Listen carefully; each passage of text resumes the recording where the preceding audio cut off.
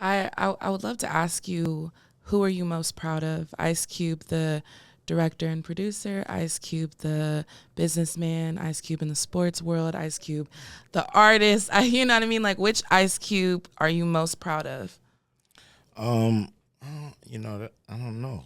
It's I'm not proud because of those things. I'm proud because I'm a good dude. You know what I'm Yeah. saying? That's more important than all that stuff. I ain't trying to do nobody wrong. I ain't trying to get nobody to do nothing they don't want to do. Right. Trying to trick nobody into no. I say what I mean. People always try to put words in my mouth on what I really mean, and I'm not scared to say what I feel. So, people should just take what I say as my truth. I might not have all the information all the time, but I do have an opinion on the information I do have. So, that's that. Okay. Okay. Um, I don't know if you watched the 2023 BT Awards, but I no. saw pieces of it. I didn't Pieces see of it all. Well, know you probably know Busta got the Lifetime Achievement Yes. Award. Yeah. And his speech talked a lot about the music industry as a whole, and just like when it comes to like beef, and just how people just we need to love on each other. And I just wanted to get your thoughts on being someone that is a trailblazer in hip hop. Like, how do you feel like hip hop has changed, and maybe like where it can grow? Well, we always gotta separate the music from the streets. You got hip hop and you got street. Got it. Okay, street and hip hop. You know what I'm saying? So battling, is the essence of the game. It's like sparring to a boxer. Yeah. So battling is part of your comeuppance in the game. So that's fine. Battle somebody. We rhyming. You know what I mean? Of course, it got a little bit elevated when it got to wax. People start dissing each other Yeah. on the record. Okay. But still, whenever that gets physical, then it goes from hip hop to just regular old street. The music is hip hop, the fist fighting is street shit.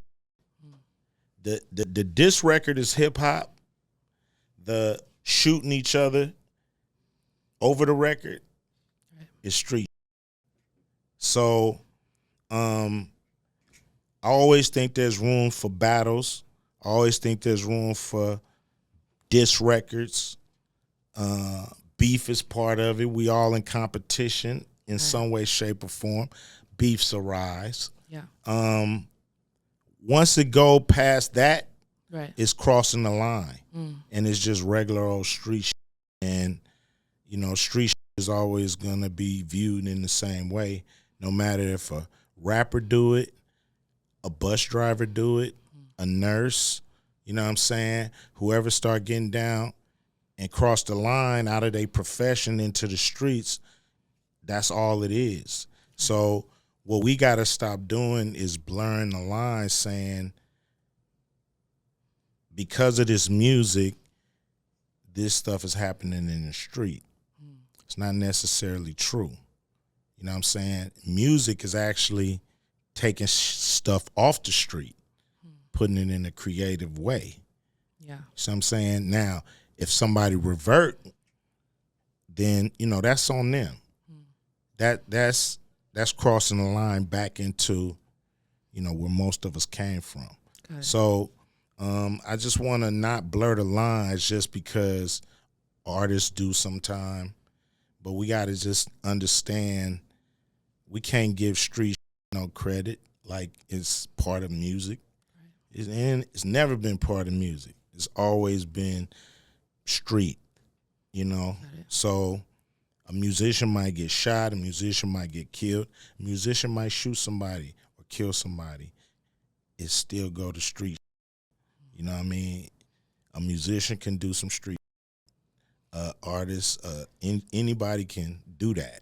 Right. So I just want us to keep it in perspective somewhat, Right. because we're all, jacked up about, if it wasn't for this music, none of this stuff would be happening. And I'm going to tell you that's not true. That is not true. It was all happening before the music. So. Right. So what about when the situation, because we talk about the lyrics, we talk about them using their experiences, whatever they went through, and they put it through the music, right? Yes. But then people take that and they put it in court. Yeah, I mean, you shouldn't talk about crime. Period.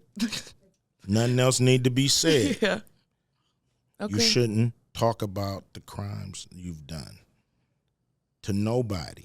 Yeah. On record, on the phone, Yeah. in a room, in a jail cell, anywhere. You know what I'm saying? It's illegal business. So you put it on a record, yeah, you're going to be in court. It's evidence. Yeah. You admitting your crime. Okay.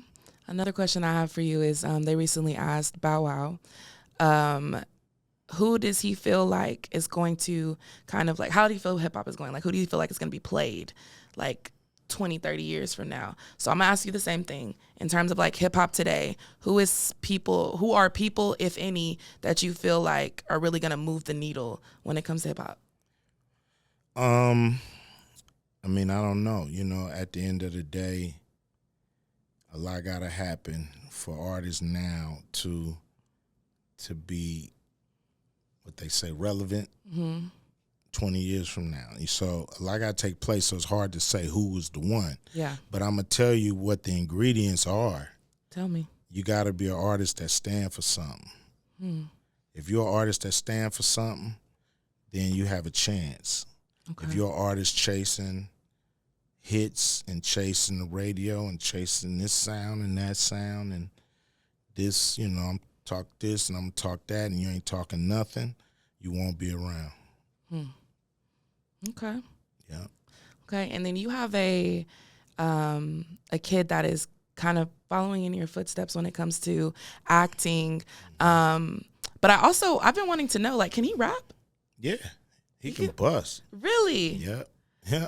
He can bust. He put out a mixtape a while ago. OMG. He used to call himself Oh My God. Really? Yeah, oh my goodness. That's what he calls himself. Oh my goodness. Are you guys gonna like go on tour together? What does that look like? Or he didn't really like he a the movie star now. I can't get him out on the road no more. I'm like, want to go to the show with me? He's like, nah, man, I got this thing to do. Oh my gosh. Don't handle yours, man. But yeah, very proud of him. Yeah. He's in Spain now doing Den of Thieves 2. And having a ball. He living his best life. Yeah, you gave him his first break.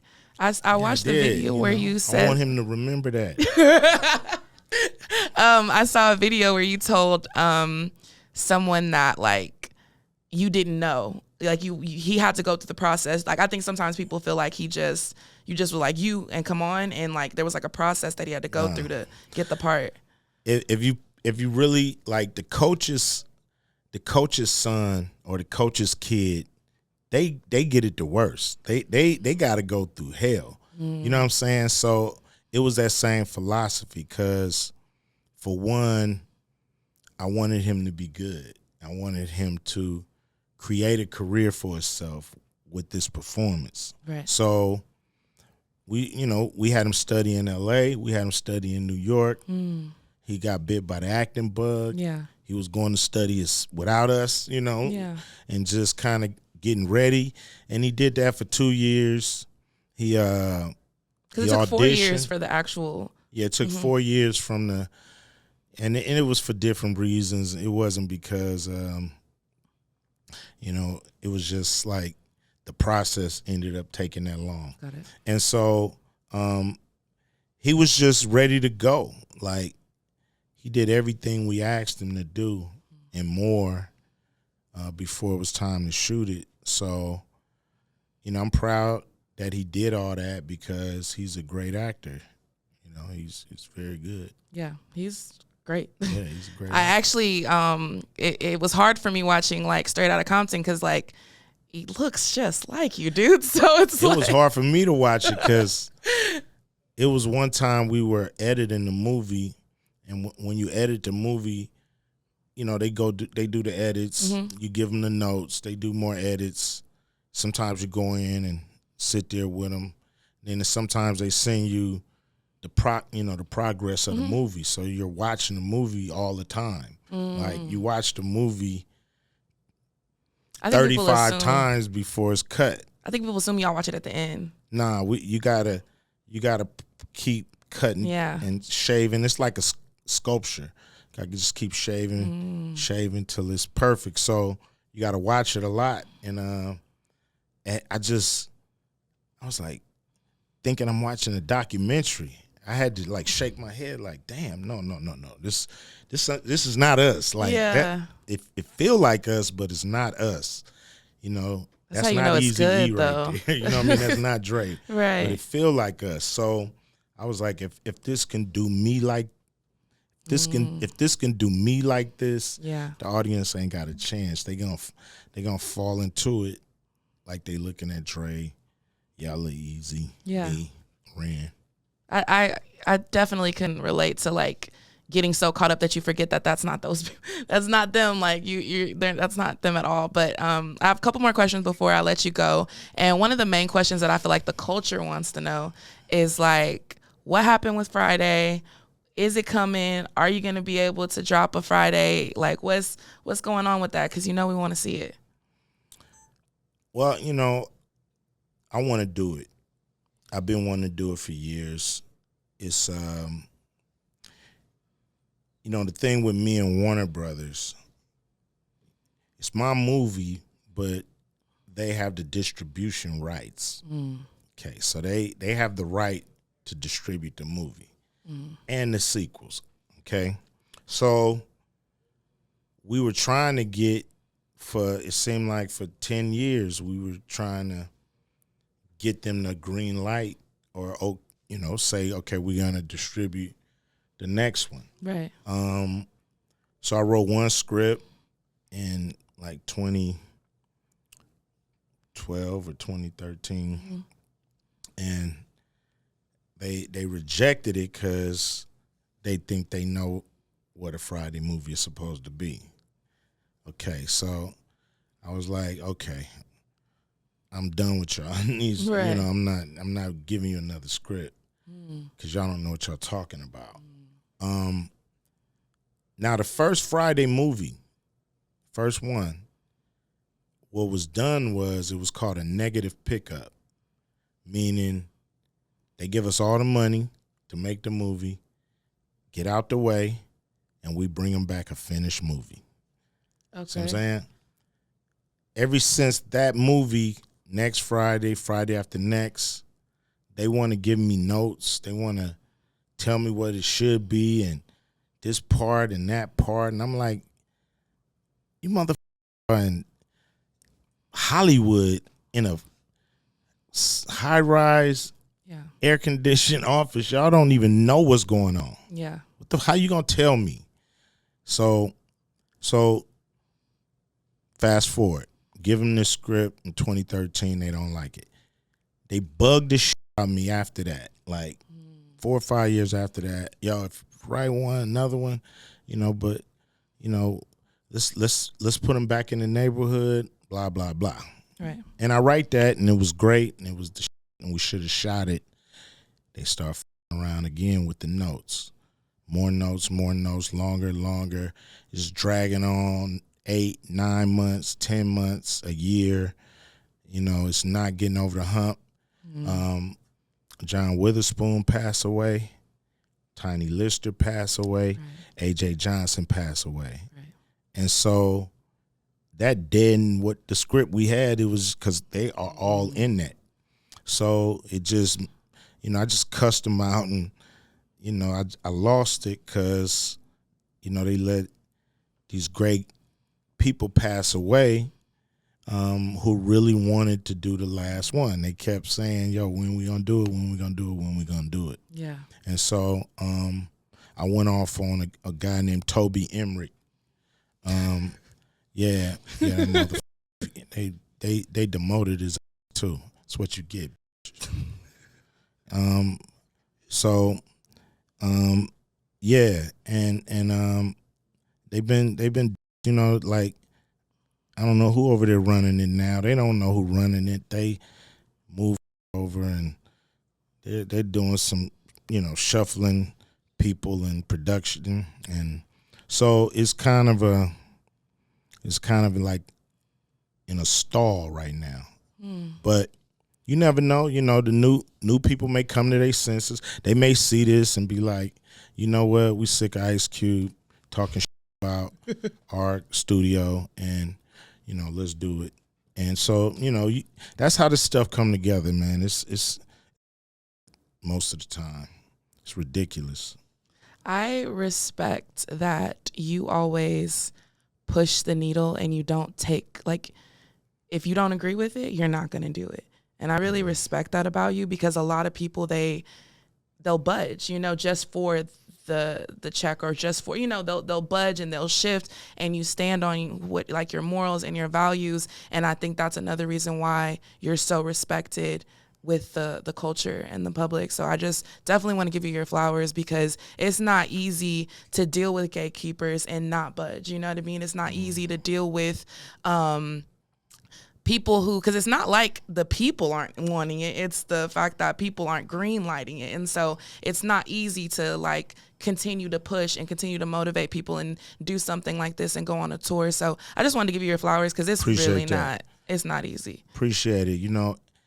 And really, it's really not about, I mean, of course I want to say it's about my gatekeepers, because I want people to understand what's going on. Yeah. But everybody they out there. Everybody got to deal with them. You know what I'm saying? And it's time to really, identify your own gatekeepers. And might not want to call them out, but you need a strategy on how you're going to get over that gate. Yeah. You know what I'm saying? You need a strategy on how you're going to get over that gate without them, they gatekeepers, but they can't stay up 24 hours a day. You know what I'm saying? So you got to catch them sleeping and handle your business. Period. Yeah. And that's how we ended it. Thank y'all so much.